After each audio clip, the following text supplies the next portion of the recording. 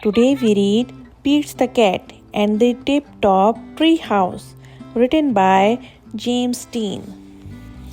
Pete's the cat has built a tree house. He calls his friends. I just built a tree house, he says. Come over to play.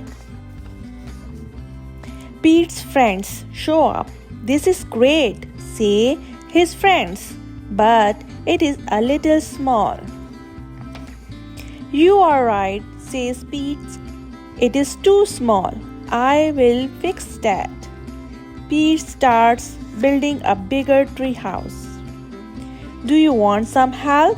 Asks Callie. Sure, says Pete.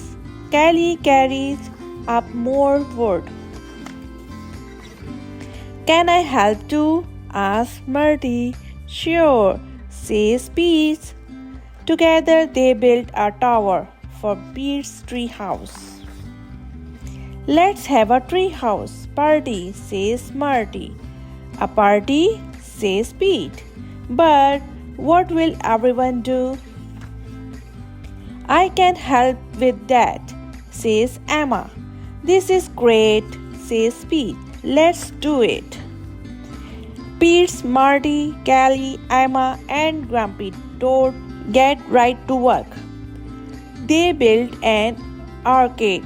They filled it with fun games. They built a bowling alley. It has 20 lanes. They built a wave pool. Pete can surf indoors. They built a movie theater and a skate park and a climbing wall and an ice rink. Pete's friends all come for the party. Pete takes one friend to the bowling alley. He takes one friend to the movie theater. Pete takes one friend to the skate park.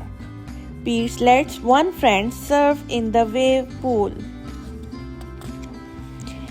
Is everyone here? Asks Pete. Yay! But we are all alone, his friend says. We came to play with each other. Oh, says Pete.